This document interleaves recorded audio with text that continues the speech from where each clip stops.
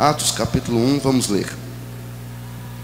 Fiz o primeiro tratado, ó Teófilo, acerca de tudo que Jesus começou, não só a fazer, mas a ensinar, até ao dia em que foi recebido em cima, depois de ter dado mandamentos pelo Espírito Santo aos apóstolos que escolhera, aos quais também, depois de ter padecido, se apresentou vivo com muitas e infalíveis provas, sendo visto por eles por espaço de 40 dias e falando do que respeita o reino de Deus. E estando com eles, determinou-lhes que não ausentassem de Jerusalém, mas esperasse a promessa do Pai, a promessa do Pai que de mim ouviste, porque na verdade João batizou com água, mas vós sereis batizados com o Espírito Santo, não muito depois destes dias. Aqueles, pois, que haviam reunido, perguntaram-lhe, dizendo: Senhor, restaurarás tu neste tempo o reino a Israel? E disse-lhes: não vos pertence saber os tempos ou as estações ou épocas que o Pai estabeleceu pelo seu próprio poder, mas recebereis a virtude do Espírito Santo, que há de vir sobre vós, ser-me-eis testemunhas, tanto em Jerusalém, como em toda a Judeia e Samaria, e até os confins da terra. Pai querido, Senhor nosso Deus, em o nome do Senhor Jesus Cristo, nós oramos a Ti nesta manhã. Nossa oração é de ações de graças, de louvores, de engrandecimento ao Teu nome. Pai Celeste, oramos para que neste momento fale o Senhor mesmo e ouviremos a Tua voz. Compadece do Teu servo que vai falar e também do Teu povo que vai ouvir a Tua palavra. Ajuda-me a engrandecer, a louvar e a enaltecer, a glorificar o Senhor enquanto exponho a Tua palavra. Ajuda-me, humildemente eu entrego-me em completa e total dependência do Teu Espírito Santo. E é assim que oro nesta manhã, em o nome santo de Jesus. Amém. Podeis tomar assentos, por gentileza. Verdade é que nesta manhã estou cercado de temor, de tremor e de muita responsabilidade, e me dirijo aos senhores com todo respeito, com toda admiração, e repito, com muita responsabilidade que cai sobre os meus ombros, e a minha intenção é fazer uma partilha com os meus companheiros, que são pessoas versadas na Escritura. Ultimamente estamos encorajando os irmãos, as pessoas com quem conversamos, com quem temos convívio no dia a dia, para que sejam pregadores bíblicos, que deixem o texto da palavra de Deus falar. E assim sendo, o encorajamento é que preguemos mensagens textuais ou a mensagem expositiva da Escritura, né? Pregamos mensagens textuais ou mensagens expositivas. Antes de nós entrarmos aqui nesse texto, nossa intenção é expor o capítulo 1 de Atos nesta manhã. A nossa preocupação, notem, os irmãos estão com a Bíblia aberta, né? Então, por gentileza, queria mostrar aos irmãos algumas necessidades de sermos pregadores bíblicos nos últimos dias em que estamos vivendo. Me acompanhe até o livro de Jeremias, por favor. Jeremias, capítulo 46. Jeremias 46, por gentileza, no versículo 11. Jeremias 46 e versículo 11. Glória a Deus. Jeremias 46 e 11 diz assim o texto sagrado: sobe a Gileade e toma bálsamo, ó virgem, filha do Egito, debalde, multiplicas remédios, não há cura para ti. Os irmãos estão observando esse texto? O texto aqui do capítulo 6 é uma profecia contra o Egito. E nesse versículo exatamente, o texto está dizendo que ainda que eles suba a Gileade e compre do óleo de Gileade, que é um óleo famoso para a cura, ainda assim seria nulo, porque o próprio texto, não precisa nem de interpretar, o próprio texto está dizendo, não há cura para ti. Olha, se não há cura, tomar remédio é o quê? É em vão, ok? Então, eu vi um colega, ao ministrar, pegou esse versículo e começou a falar sobre o óleo de Gileade, no sentido positivo, no sentido de cura e tal, e terminou no Calvário, falando que o sangue de Jesus é o bálsamo que cura a nossa alma, não sei o que, etc. Ok, irmãos, se quer falar do óleo de Gileade para a cura, o texto não é esse a ser usado, porque este texto não permite tal situação. Quando nós fazemos isto, nós estamos sendo infiéis com as Escrituras. Paulo, quando ele escreve aos Coríntios, na sua segunda carta, no capítulo 2, versículo 17, Paulo diz assim, porque nós não somos como muitos falsificadores da palavra de Deus. Fazer isso que eu acabei de citar, Jeremias 46, versículo 11, irmãos, isso seria falsificar a Escritura. Falsificar a Escritura, dizer o que a Escritura não diz. Porque quando nós estamos pregando a palavra de Deus, Paulo, quando orienta Timóteo, ele fala, pregue a palavra, não é sobre a palavra, não é usando a palavra, não é. Nós somos apenas pessoas que pregam a palavra. Nós somos, me permito usar uma figura um bocado, nós somos como que garoto de recado, entende? Nós ouvimos e transmitimos da parte de Deus.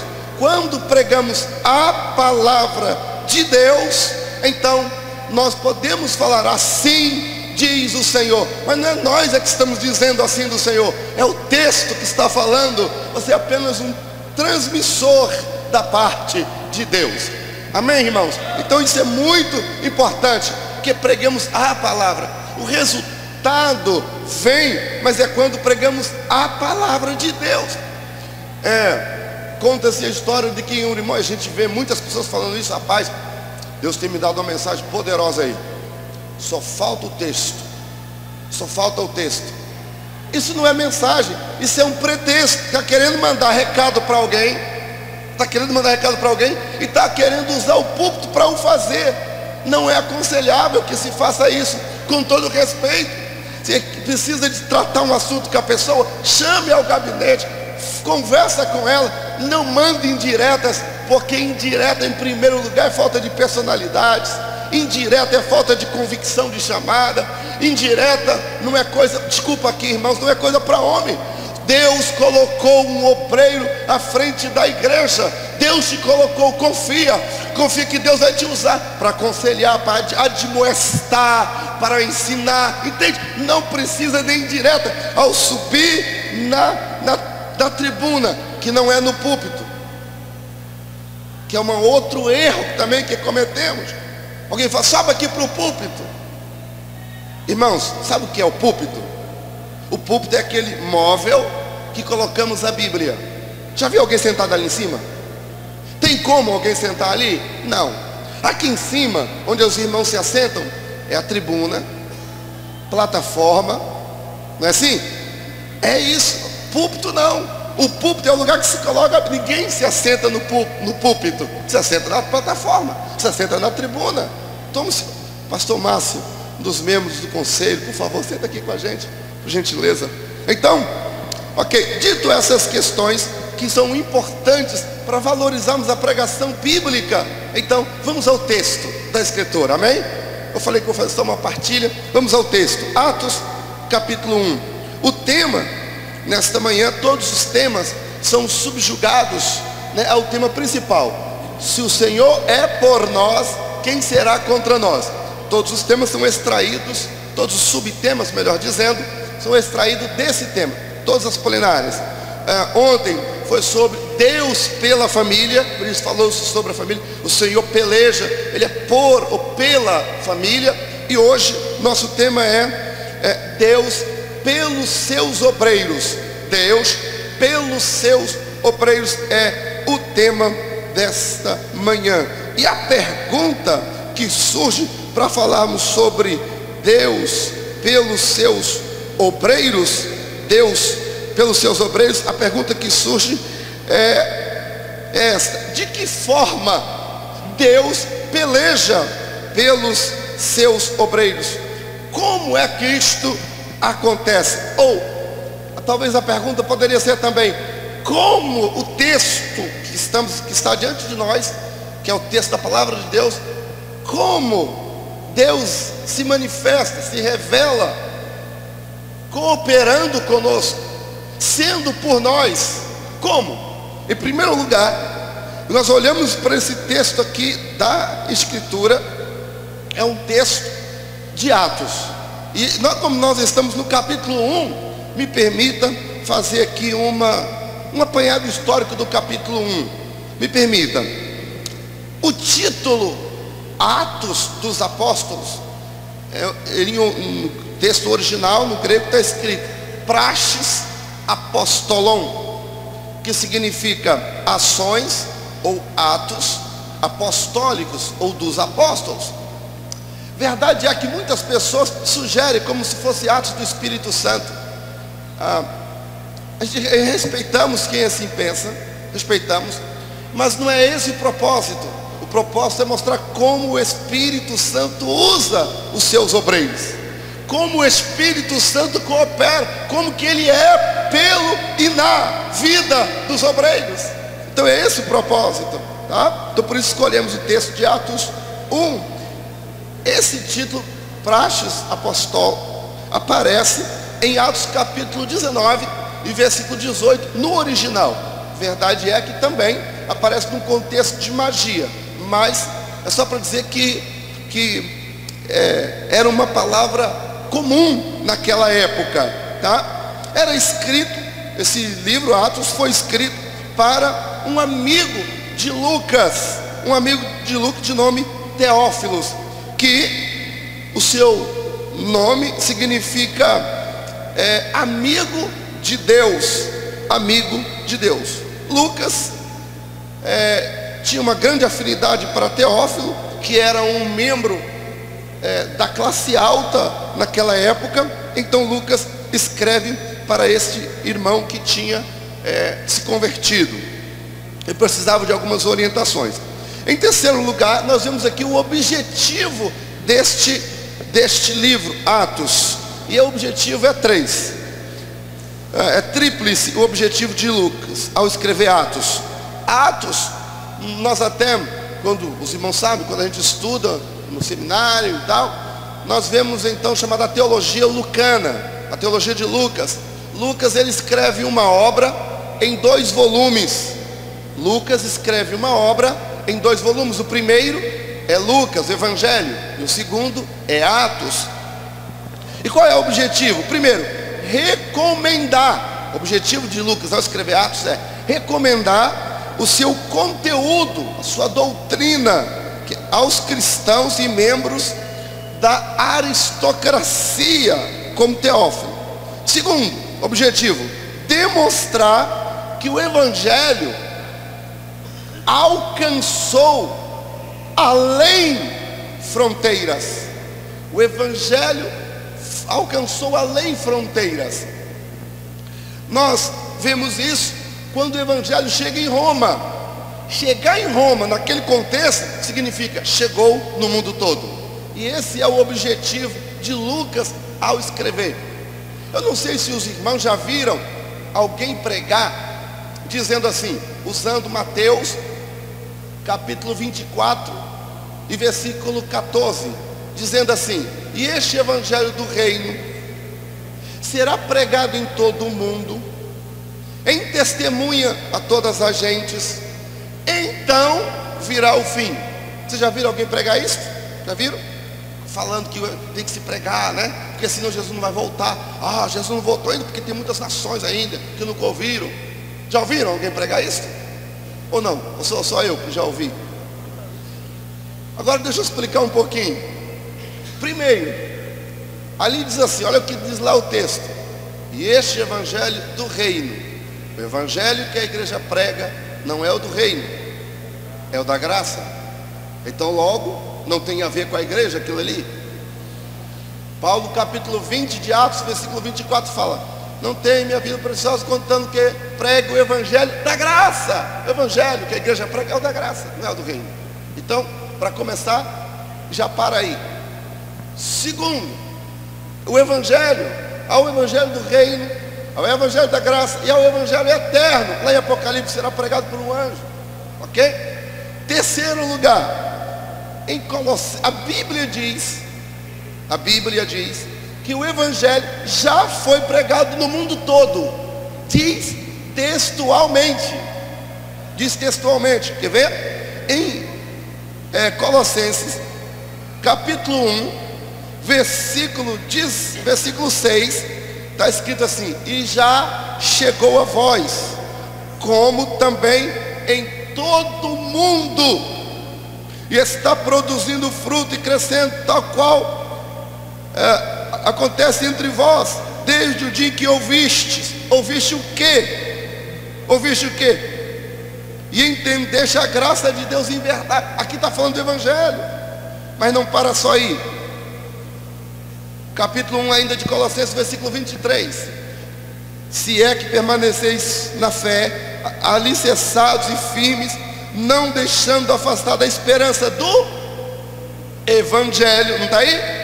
Que ouviste, o qual foi pregado a... Como é que está aí? Me ajudem, por favor.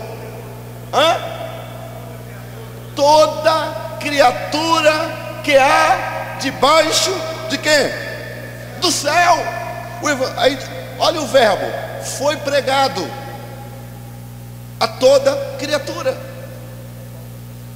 Colossenses 1, versículo 6 e agora o versículo 23. Aí alguém poderia falar assim: ah, pastor, mas isso é uma coisa isolada lá de Colossenses e tal. Romanos capítulo 10, versículo 18, diz assim: mas pergunto, porventura não ouviram? Falando da pregação do evangelho até os confins da terra. Sim, por toda a terra saiu a voz deles. Aleluia. Então a Bíblia diz isso. Então note que Lucas, ao escrever Atos, ele queria dizer: o evangelho já chegou, já alcançou o mundo todo. Então isso não é critério para Jesus voltar. Jesus pode voltar a qualquer hora, porque o evangelho já foi pregado em todo mundo. Ok? Nesse sentido.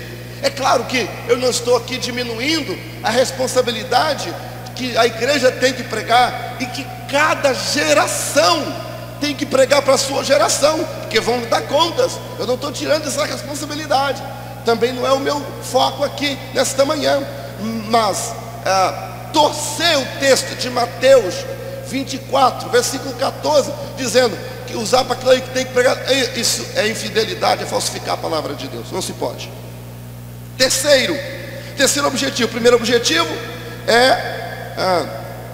de Lucas ao escrever é transmitir o evangelho aos membros da aristocracia. Segundo, mostrar que o evangelho alcançou além fronteira. Terceiro, revelar que o evangelho continua sob a égide, a regência do Espírito Santo.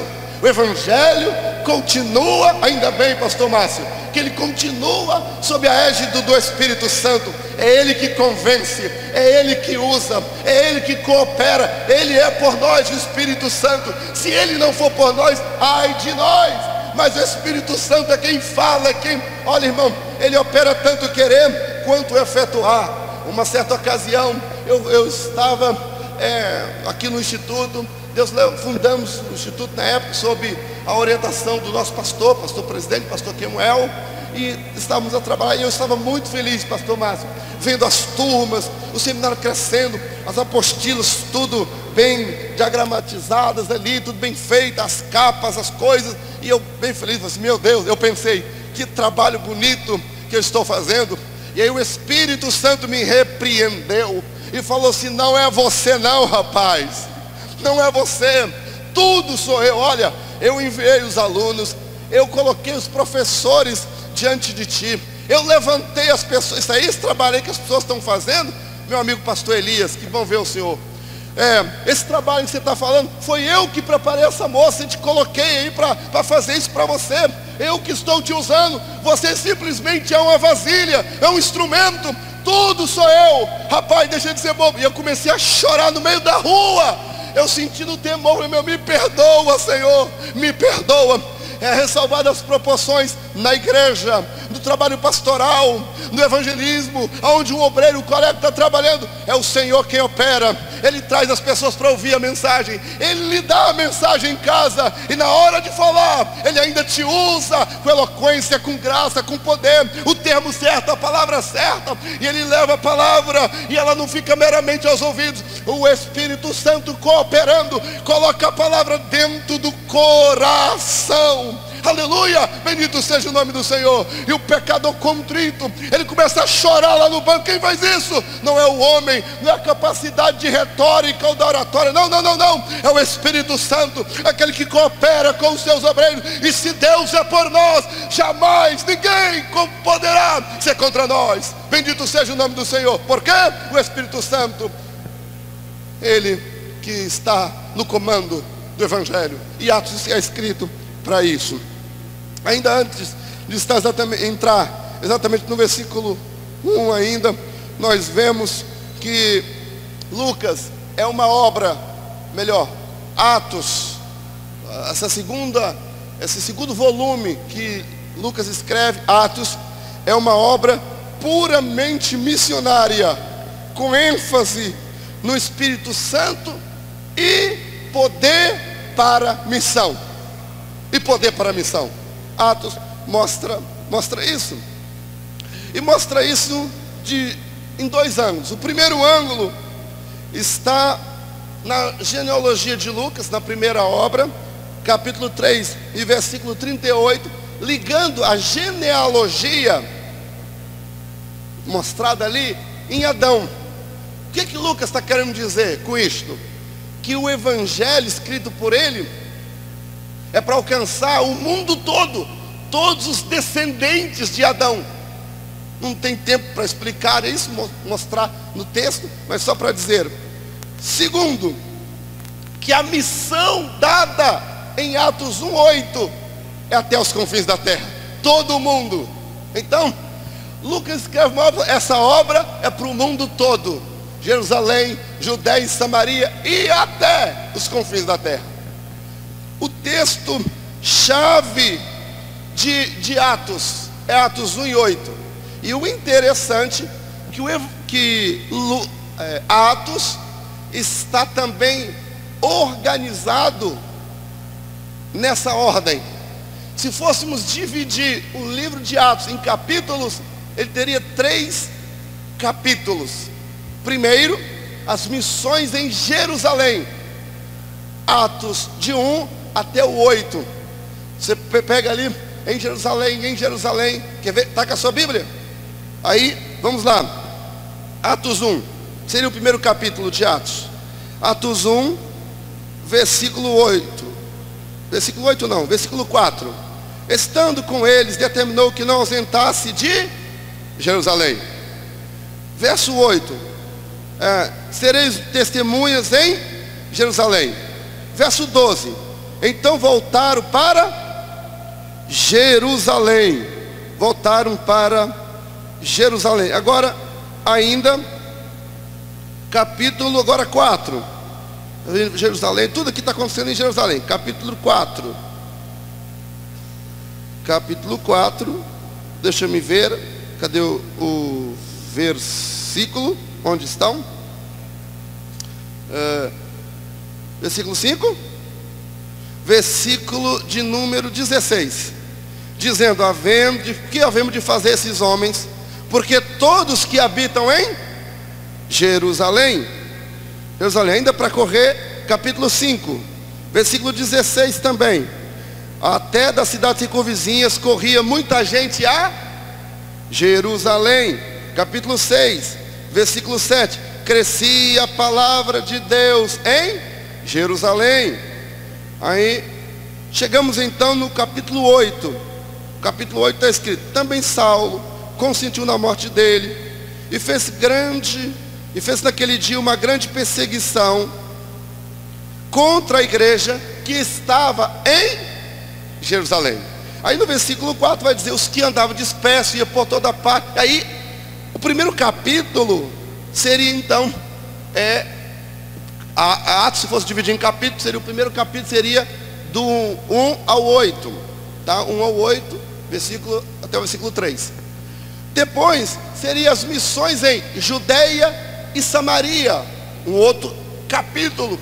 E depois o último é o evangelho no mundo todo, que aí vai pegar as viagens missionárias de Paulo, saindo das cercanias de Judeia e Samaria, né, as viagens missionárias, chegando então a Roma, tá? Atos está dividido assim. Atos fala de 32, Atos menciona 32 países, 54 cidades, 9 ilhas, 95 pessoas diferentes. O que é que mostra isso?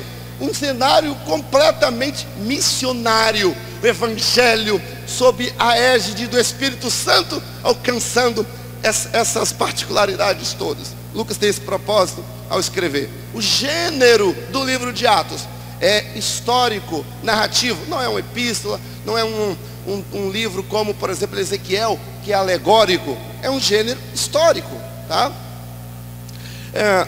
E é escrito para 4 tipos de pessoas: judeus, são judeus. Depois, os prosélitos, que são pessoas de outras nacionalidades que se convertiam ao judaísmo, então começavam a participar, são judeus prosélitos, eles são os que vinham e aderiam ao judaísmo, tementes a Deus, e por último os gentios. Os gentios são todas as outras pessoas, ok? Atos também revela o crescimento da obra de Deus pelo Espírito Santo. Atos revela isso. Primeiro, crescimento na palavra. Na palavra, olha, Atos capítulo 6 e versículo 7 diz assim: crescia a palavra de Deus em Jerusalém e se multiplicava, e o número dos discípulos, também muitíssimos sacerdotes, obedecia a fé. Crescimento na palavra. Depois, Atos 12 e 24, entretanto a palavra do Senhor crescia e se multiplicava.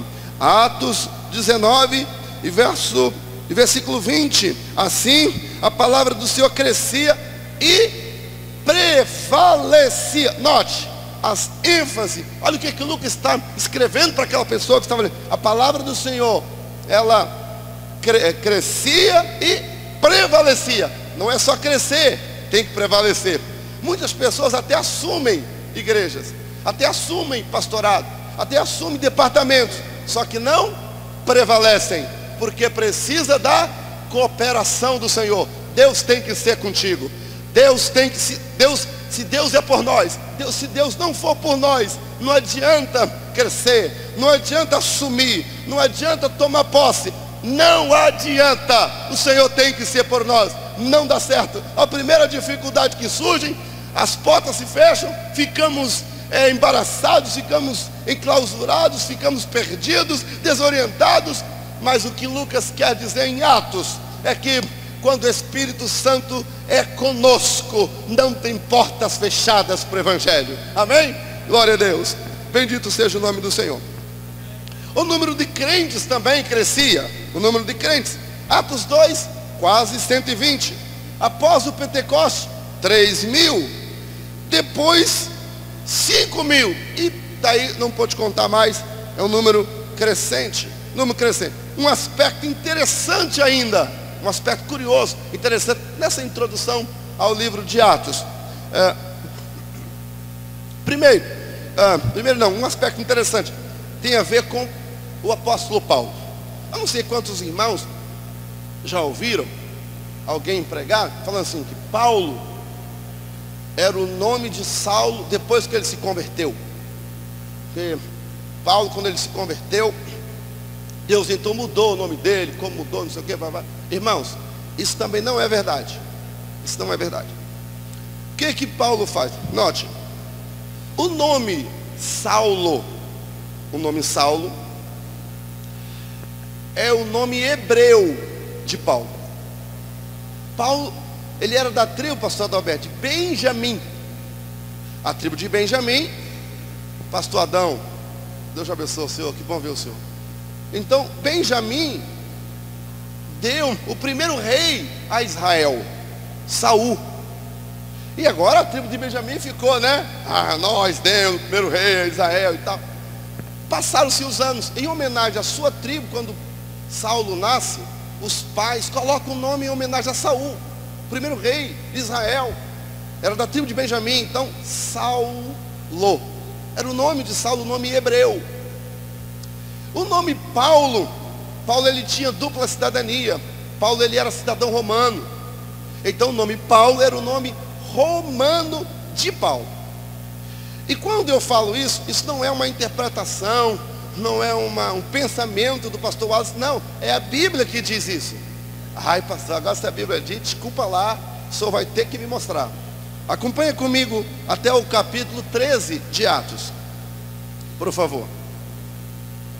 Atos 13. Na igreja que estava em Antioquia, havia alguns profetas e doutores, a saber, Barnabé, Simeão, chamado Níger, Lúcio, Cirineu, Manaém, que foram criados com Herodes, o tetrarca, e Saulo. Ele já tinha convertido aqui? Já, ele converteu no capítulo 9, aqui é o capítulo 13, e Saulo. Continua a Bíblia. Servindo eles ao Senhor, disse o Espírito, versículo 2: servindo eles ao Senhor e jejuando, disse o Espírito Santo: apartai-me a Barnabé e... Ué, não é Paulo não? Eu acho que o Espírito Santo se enganou, acho que ele esqueceu que Paulo já tinha se convertido. E aí, não, irmão, não é nada disso. Versículo 9: todavia Saulo, que, como é que está aí? Que também se chama, note, todavia Saulo, que também se chama Paulo. A própria Bíblia está mostrando que os dois nomes de Paulo, certo? Então, por isso que eu gosto da pregação bíblica, porque a Bíblia própria, ela se interpreta, ela se explica, não é? Então dizer que Saulo era o nome de Paulo antes de ele se converter, e depois, isso, irmão, é uma falácia, para não dizer que é um erro, né? É uma falácia, isso não é verdade, tá bom? Ok, agora vamos ao texto que é isso que os irmãos querem, e eu também. Atos capítulo 1, o que Deus nos ensina, o que Deus fala, o que Deus fala nesse capítulo para nós, nesta manhã. Versículo, a primeira coisa que esse texto fala para nós, do verso 1 até o do versículo 1 até o versículo 14, primeira coisa é a revelação da divindade. Quando eu estou falando da divindade, eu estou falando o Pai, o Filho e o Espírito Santo, tá? Para Deus cooperar conosco, né? Deus cooperando com os seus obreiros e tal, para isso acontecer, nós precisamos ter a revelação dele, conhecê-lo. Sim ou não? Precisamos. Pastor, mas onde é que isso está? Acompanha comigo. Primeira coisa que acontece aqui no versículo 1 é a revelação do Filho, Jesus. Fiz o primeiro tratado ao Teófilo acerca de tudo que Jesus começou a fazer. A segunda, versículo 2, até o dia que foi recebido em cima no céu, depois de ter dado mandamento pelo Espírito Santo. Olha aí, o Espírito Santo. Terceiro, versículo 4: estando com eles, determinou que não ausentasse de Jerusalém, mas esperasse a promessa do Pai. Note, então a primeira coisa que Deus fala-nos pela sua palavra é sobre a divindade. O Pai, o Filho e o Espírito Santo, eles, o Senhor, coopera conosco, está em nossas vidas, operando em nós. Tem gente que pensa que é só o Espírito Santo que habita no nosso corpo. Meu irmão, é só estudar um pouquinho a Bíblia que você vai ver que não é verdade. Sem sair do texto, sem sair do assunto, me acompanhe aqui, por favor, até João, o Evangelho de João, capítulo 14, só para ter uma ideia. Capítulo 14, versículo 23. Porque tem gente que pensa que é só o Espírito Santo que está dentro da gente. Irmão, a divindade mora em nós. Quando eu estou falando de divindade, eu estou falando do Pai, do Filho e do Espírito Santo. Versículo 14: quem não ama, não guarda as minhas palavras. Não, versículo é o 23. Jesus respondendo diz: se alguém me ama, guardará a minha palavra. O Pai o amará, e viremos, ao verbo no plural, viremos para ele e faremos nele o quê? Então note, o Pai, o Filho. Aqui no seminário teve um aluno que falou bem assim: ó,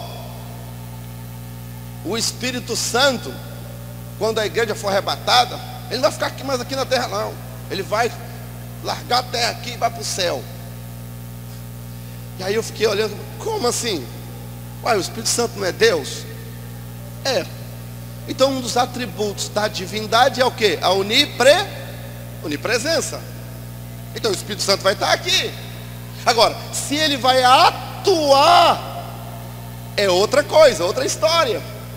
Aí, irmão, aí para defender a tese dele, assim, não, é que você vê quando Jesus falou assim, ó, se eu não for, o Espírito Santo não virá, ele tem que vir lá do céu. Irmãos, isso é só uma linguagem para que a gente compreenda, não é? Mas o Espírito Santo, atributo da divindade, onipresença, onipotência e onisciência. O Espírito Santo, ele é onipresente, ele está em todos os lugares, ele não tem como, compreende? O Espírito Santo, ele está presente. Então, ok. Então a primeira coisa que, vamos voltar para Atos, deixa isso para lá. O que texto de Atos está mostrando para a gente? Que a divindade coopera conosco. Quando eu estou falando de divindade, como que é isso? Lucas está mostrando, em primeiro lugar, que Jesus, versículo 1, Jesus começou a fazer. Versículo 1, começou não só a fazer. Por que não fala que ele concluiu?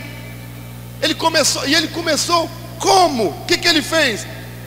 Primeiro, ele começou ensinando e fazendo, claro.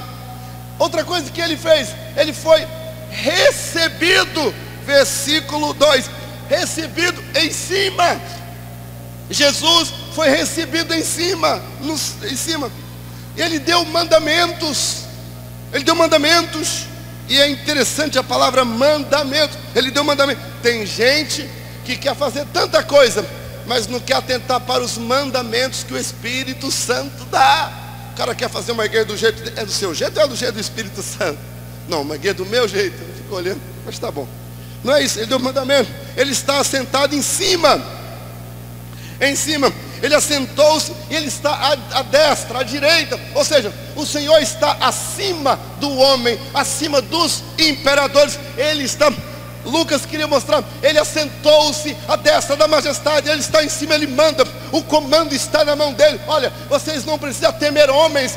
Tanto é que no Evangelho, enquanto pregavam em Atos, os apóstolos diziam: nós não mais importa obedecer a Deus do que aos homens, porque eles tinham essa consciência. Jesus está acima, sobre todas as coisas, sobre os problemas, sobre os imperadores, as perseguições. o teu Deus está acima. Quando nós não entendemos que Deus controla tudo, nós caímos em graves erros. Mas quando nós entendemos que quem controla é Deus, Deus controla a reunião dos obreiros, Deus controla o pastor presidente, Deus controla tudo. E eu vou contar um testemunho para dizer que Deus controla tudo. Nós tínhamos um pastor aqui em nosso meio, conosco aqui no Aribiri, e esse pastor, ele estava com algumas dificuldades de sucesso ministerial e tal, naquele período específico. Então, ele saiu da nossa igreja, do nosso país, e foi para um outro país, mas ele foi para trabalhar, deixou aqui filho, e foi para trabalhar. Quando ele chegou lá, para trabalhar, ele recebeu uma proposta da igreja lá, para ele ficar lá como pastor. Só que a igreja não tinha muita condição financeira, e aí a nossa igreja tinha que ajudar financeiramente aquela igreja lá naquele país. Então eu vim para a reunião de obreiro. Eu fiquei tão preocupado que eu acordei, vim jejuando, acordei 4 horas da manhã, estive orando, e eu vim. E eu, quando cheguei aqui, eu falei assim, eu vou ser contra. E é chato ficar contra o nosso líder, né? Mas eu falei assim, se eu dizer que está certo, se eu me calar, eu vou ser covarde, eu vou ser infiel. Eu preciso educadamente dizer que eu não posso. E vim orando, e falei assim, Senhor, se eu estiver errado, me fala, me ajuda. A minha intenção era boa. Só que por que eu falei isso, que eu queria ser contra? Porque o irmão, se estava com dificuldade de sucesso aqui, se aqui ele não estava conseguindo desenvolver o ministério, como é que vai conseguir lá? Entende? Era uma coisa óbvia para mim. E eu fui, estava lá na reunião esperando a minha hora. Tinha uma oração aqui em cima, enquanto os obreiros estavam lá. Tinha um pastor convidado, e o pastor veio, participou da oração, e depois ele estava aqui, ele teve uma visão. O pastor de fora, que não sabia de nada, teve uma visão. Naquela visão, ele via uma bandeira daquele país, e uma grande taça de azeite que vinha, com uma mão grande, colocava no meio daquela bandeira. E o pastor Kemuel colocava as mãos daquele tacho, e a partir dali todos os obreiros vinham colocando a mão naquele tacho, daquela bandeira, daquele país, que o pregador não sabia de nada. Ok, e o pregador então entra lá na reunião dos obreiros e pede, pastor, eu posso contar uma visão? Antes do pastor encaminhar a matéria. E aí então o pastor conta essa visão. Quando ele terminou de contar a visão, claro, eu já estava em pranto, pedindo perdão a Deus. Deus enviou um obreiro de fora, dentro da reunião. Deus conhecia o meu coração. Eu acordei 4 da manhã preocupado, tirei um período de oração, vim em consagração para a reunião, pedindo, Senhor, o que está acontecendo? Entende, irmãos? Deus, se soubermos, se confiarmos que quem está acima é Deus, Ele está acima do ministério, acima das decisões, você não se frustra. Você entende que quem comanda é Deus. Se o pastor, o presidente está dirigindo, é porque Deus está no comando, Ele está fazendo. Glória a Deus. Amém? Então, assentou-se em cima. Ok? Outra ênfase que nós vemos aqui é que Jesus, Ele começou não só a fazer, mas ensinar. Já falei, né, sobre isso. E quando no versículo 2 mostra que Jesus foi recebido em cima no céu, versículo 3 fala assim, os quais também de ter padecido se apresentou vivo com muitas e infalíveis provas. Os judeus, reverendo Jovali, espalharam uma mentira, que Jesus não tinha ressuscitado. Se as pessoas acreditassem que Jesus não tinha ressuscitado, o evangelho não teria nenhum sucesso sem a ressurreição de Jesus. Então Lucas escreve com esse propósito, mostrar, ei, Ele está vivo, Ele está vivo, Jesus está vivo. Crer num Jesus vivo faz toda a diferença, porque Ele vivo, Ele se manifesta, Ele vivo, Ele socorre, Ele vivo, Ele ajuda, Ele vivo, entende? Tudo fica diferente quando cremos no Jesus vivo, todo-poderoso. Tudo faz diferença. Missionário Pedro Paulo, eu estava em Portugal, dizendo lá a missão. Naquele culto, pastor Claudinei, entrou uma jovem. Como eram poucas pessoas, 11 pessoas.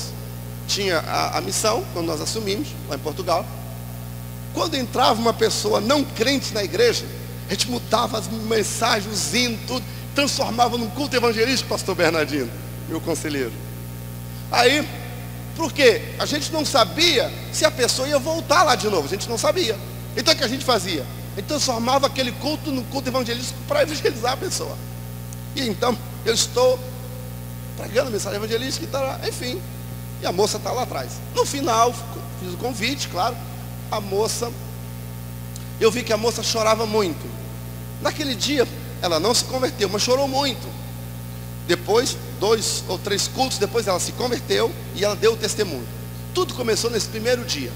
Ela foi, eu estou falando de Jesus vivo que está presente no culto. E Lucas queria mostrar isso. Ele está vivo com infalíveis provas. Quando fala infalíveis provas, significa alguém pode duvidar que Jesus está vivo. E aí, escuta, a moça veio e ela sentou no último banco, no primeiro dia que ela foi. E quando eu estava orando, ela olhou, eu vi que ela olhava as paredes, como alguém procurando alguma coisa. Ela procurava imagens de escultura. E ela, mas isso não pode ser uma igreja. Não, igreja não é assim. Não estou vendo nenhum santo. Não estou vendo isso. E ela olhava. E ela baixou a cabeça e falou assim: Deus, se o Senhor está aqui mesmo, fala comigo. Quando ela terminou de fechar a boca, ela ouviu uma voz atrás dela falando assim: filha, eu estou aqui. Ela olhou para trás. Para surpresa dela, ela estava no último banco, não tinha ninguém atrás dela.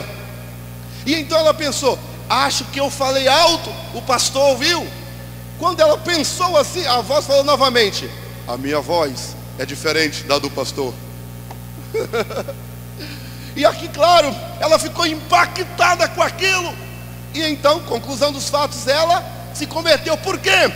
Irmãos, Ele está vivo, com infalíveis provas. Aleluia, glória a Deus. Jesus está vivo. E Lucas escreve para mostrar que Ele está vivo, com infalíveis provas. Provas da ressurreição de Jesus. Terceira coisa que aprendemos no livro de Lucas: primeiro, aprendemos com a revelação da divindade. Segundo, com a ênfase na obra e no ensino que Jesus fez. E terceiro,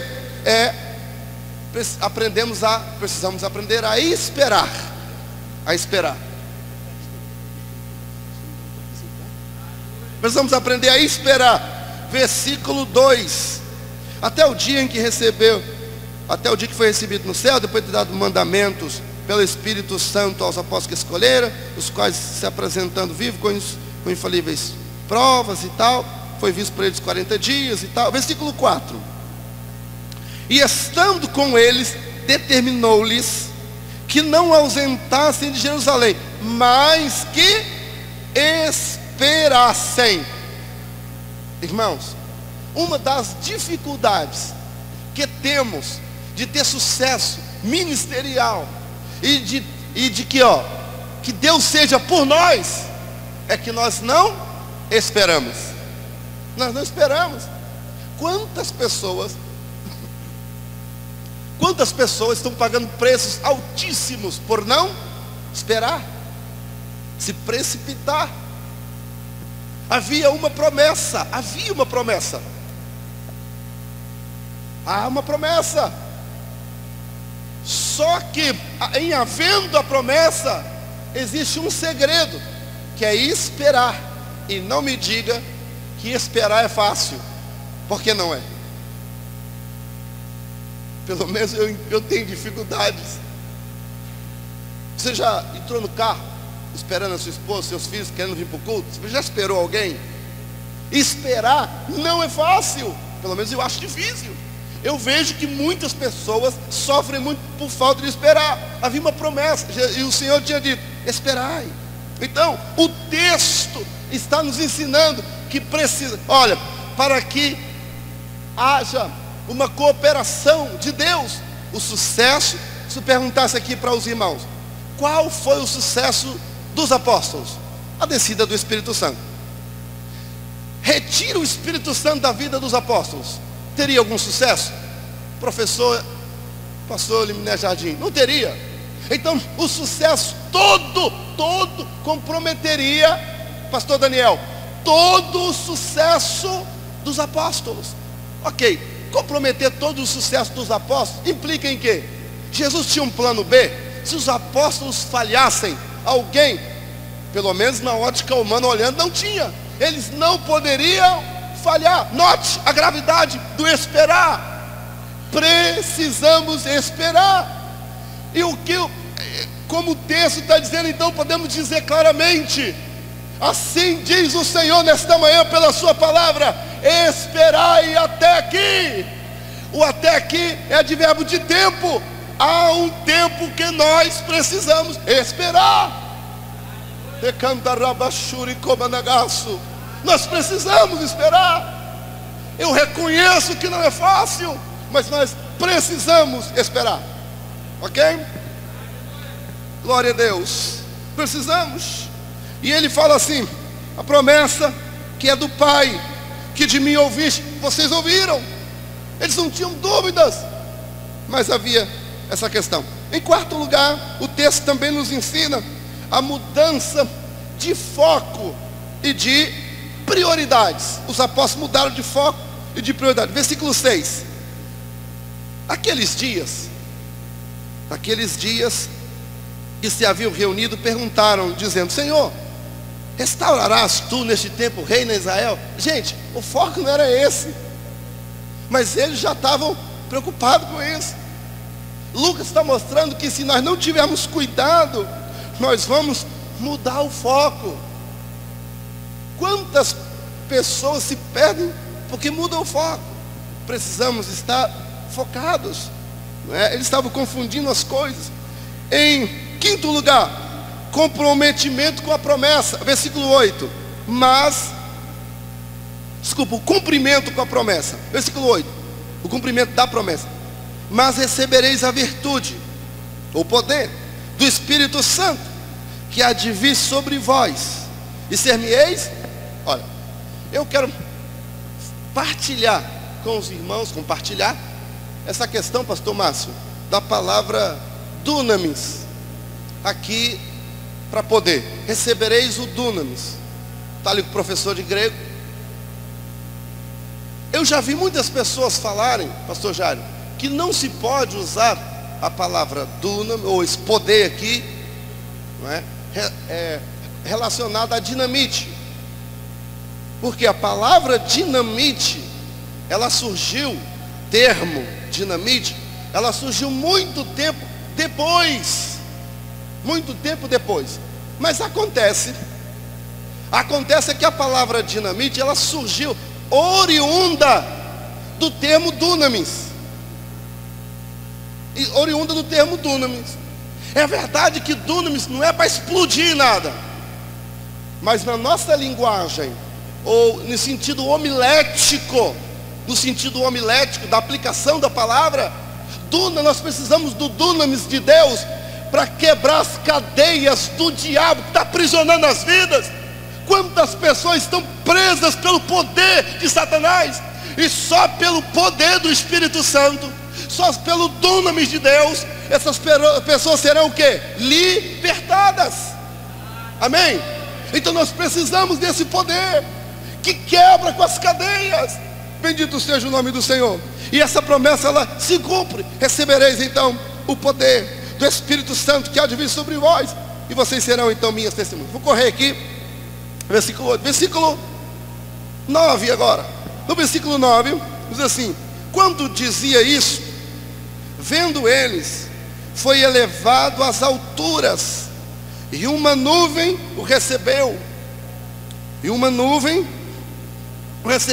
Ocultando dos seus olhos, e estando com os olhos no céu. Enquanto ele subia, eis que junto dele se puseram 2 varões vestidos de branco, os quais lhe disseram: varões galileus, porque estáis olhando para o céu? Este Jesus que dentre vós foi recebido em cima no céu, há de vir assim como para o céu o vistes vir. É claro que esse texto está falando para os judeus, e essa é uma promessa, que os judeus verão Jesus vindo na segunda fase da sua segunda vinda, pisar no Monte das Oliveiras. É verdade isso, tá? Mas aqui, irmãos, está mostrando para os Atos, a palavra de Deus está nos mostrando um Cristo que foi assunto ao céu, um Cristo que foi recebido no céu, e também está anexo uma promessa. A promessa: Ele vai voltar. Aleluia! Ele vai voltar. Nós não tem como. Se Deus é por nós, quem será contra nós, se não tivermos os olhos no céu? Como ele diz aqui, com os olhos fitos no céu. Paulo chega a dizer assim: pensai nas coisas que são de cima e não nas que são da terra. A pior coisa é um obreiro, é um companheiro andar com os olhos na terra, porque quando os olhos estão na terra, a preocupação não é com as almas, é trocar o carro novo. Quando os olhos estão na terra, a preocupação não é o cuidado das ovelhas, e sim o dízimo das ovelhas. Quando os olhos estão na terra, a preocupação, irmão, é outra, menos a espiritual. Mas quando os olhos estão em Deus, quando os olhos estão nos céus, quando os olhos estão no Cristo, é assunto ao céu que vai voltar. Eu estou esperando Ele voltar agora, sabendo que um dia eu vou prestar conta. Oh, irmão, nós trabalhamos no ministério de uma maneira diferente, nossos olhos é diferente, nosso foco é diferente. Ele vai voltar, e eu quero ouvir dele: bem-estar, servo bom e fiel, foste fiel no pouco, sobre o muito te colocarei, entra no gozo do teu Senhor. Aleluia, glória a Deus. Então Lucas nos ensina e nos conforta que precisamos estar com os olhos no céu, nos olhos em Deus, no Cristo ressurreto, vitorioso, mas sabendo que Ele vai voltar um dia. Não podemos exercer nosso ministério sem ter em conta que Ele vai voltar. Não podemos. Depois, aguardar em oração, versículo 12. Então voltaram para Jerusalém, do monte chamado das Oliveiras. E aqui, caminho de distância de um sábado e tal. Versículo 14. Todos esses perseveravam unânimes em oração e súplica com as mulheres. Esse texto ensina muita gente. Mas olha, quando aguardamos em oração, as barreiras, pastor Jorge, são quebradas. Irmãos, na sinagoga, não sei quantos irmãos já foram a Israel, mas quando eu fui lá em Israel, o rabino que estava conosco, ali o guia, pastor Bernardino, ele estava explicando onde ficava, pastor Adalberto, as mulheres. No culto judaico, as mulheres não estavam juntas, mas quando se ora, as barreiras, seja qual ordem for, são quebradas. Elas estavam juntas, unidas ali orando. Não tinha discriminação, não tinha nada disso. Elas estavam orando, e não só, estavam unânime. A oração faz isso. Então a Bíblia, Atos 1, está nos ensinando que precisamos, se queremos ter unidade, e é importante a unidade, é através da oração. Precisamos. Outra coisa que esse texto, esses versículos 12, 13 e 14 nos ensinam: eles obedeceram. Jesus foi assunto, mas eles voltaram, foram para o lugar onde Jesus estava falando. É obediência. Mas havia dúvidas ainda, havia muitas questões. Será que ressuscitou? Será que não? Não sei o que. Eles voltaram e ficaram lá. Não, vamos esperar. Para alguns, Jesus já tinha aparecido. Lembra, Jesus não tinha só os 12 eram os apóstolos. Só que aqui, esses aqui, ó, aqueles quase 120. Então, eles voltaram e estavam ali esperando a promessa. Foram para o templo, foram para Jerusalém. E ali, claro, quando aconteceu o Pentecostes, eles estavam no cenáculo. Certamente não no templo, por causa dos rabinos e tal, etc. Por causa dos sacerdotes, eles tinham o domínio lá do templo. Talvez não no templo, mas eles passaram então 10 dias orando.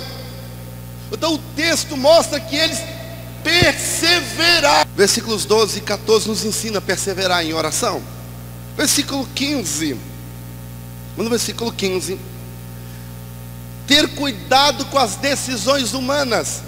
Do versículo 15 até o versículo 26, que é o último versículo desse texto, os irmãos sabem.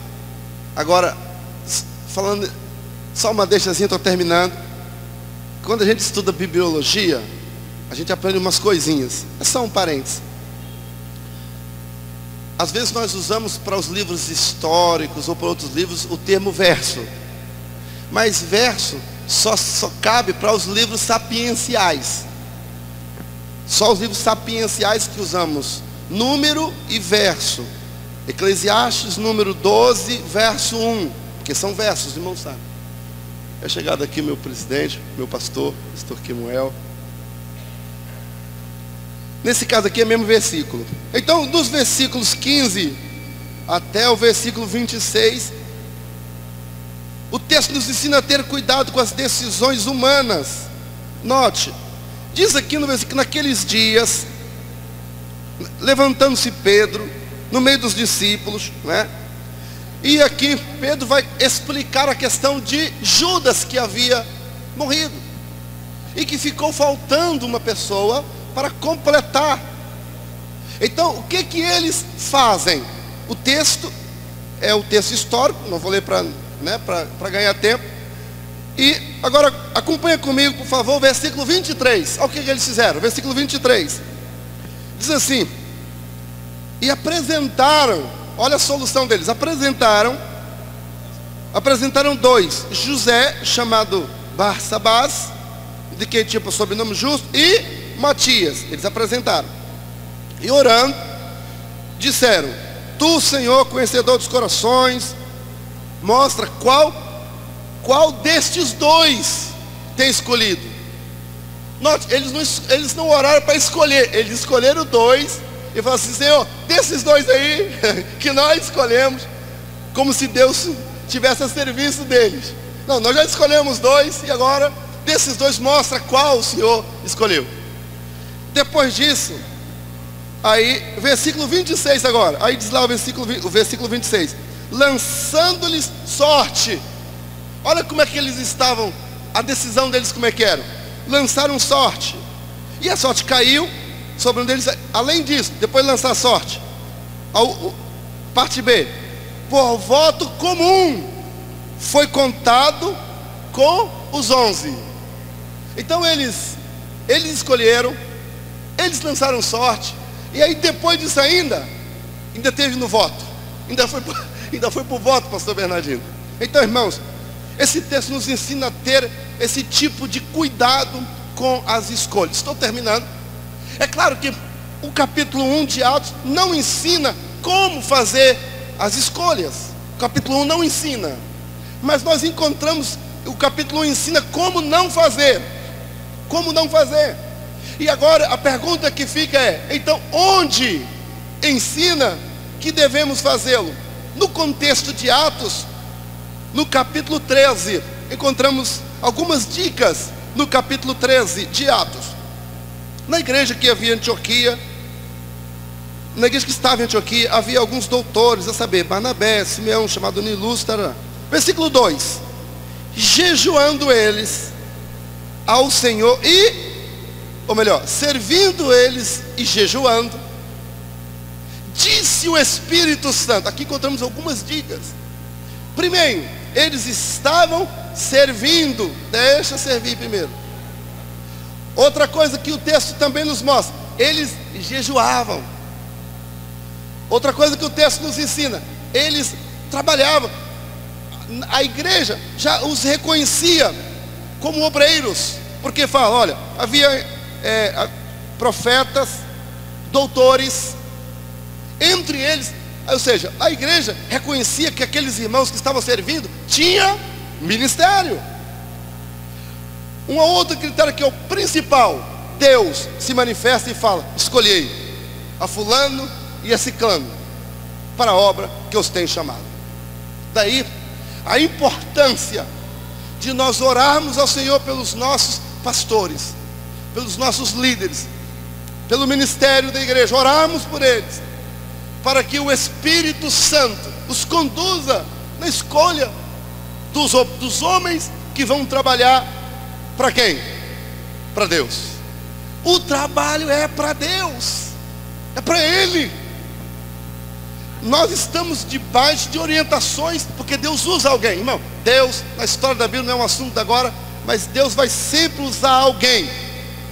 Aquele texto lá de Atos, quando fala assim, mais importa obedecer a Deus do que aos homens, ele é muito mal interpretado, muito mal usado.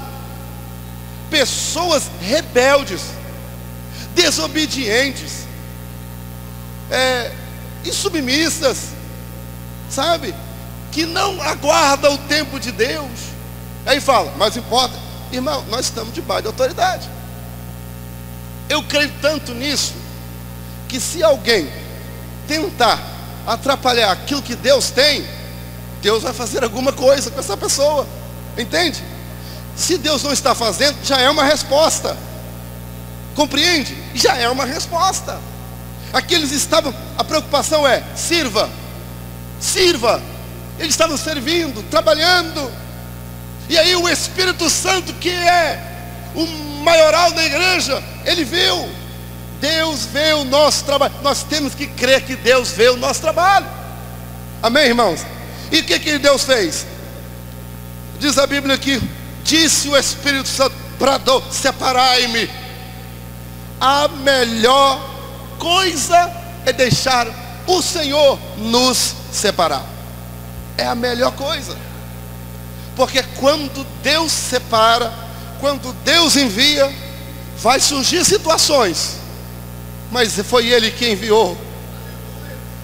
Dentre as razões gloriosas que temos, a tranquilidade para orar. Como é que você vai orar? Vai pedir a Deus socorro com uma situação difícil, quando foi feita uma cavadinha para estar ali, quando foi feito um acordo, quando não sei o quê, quando foi feito um cambalacho para a pessoa estar naquele lugar, ocupando aquela função. Como é que pode? Que consciência a pessoa vai ter? E é por isso que em alguns casos nós temos obreiros adúlteros, mentirosos. É verdade, mas infelizmente, cuidando então da noiva, não é assim. Mas quando a pessoa acata, quando a pessoa deixa Deus fazer, irmão, a autoridade é outra, a graça é outra, a certeza é outra, a convicção é outra, a ação de Deus na vida desse homem é outra. Glória a Deus. A pessoa pensa com ela mesma, foi Deus quem me colocou aqui, foi Deus que me colocou aqui, aleluia. Vocês estão entendendo? Amém? Então, ter cuidado com essas questões. O Espírito Santo então é o Senhor que coopera com os seus obreiros. Como? Chamando, enviando, usando, abençoando, prosperando e dando crescimento ao trabalho. O texto de Atos, todo o texto, não só do capítulo 1, mas de todo o livro, vai mostrar que a obra só cresce. De Jerusalém foi para até as partes de Chipre, depois descendo para as cidades da Ásia, chegando a Roma, enfim, mostra o evangelho chegando em todo o mundo. Por quê? O Senhor cooperando conosco, com seus obreiros. E assim a igreja do Senhor seguiu caminhando triunfantemente, atravessando os séculos, e chegou até nós. Nós somos obreiros que precisamos da ajuda do Senhor. Que o Senhor nos abençoe, fale mais e melhor em cada coração.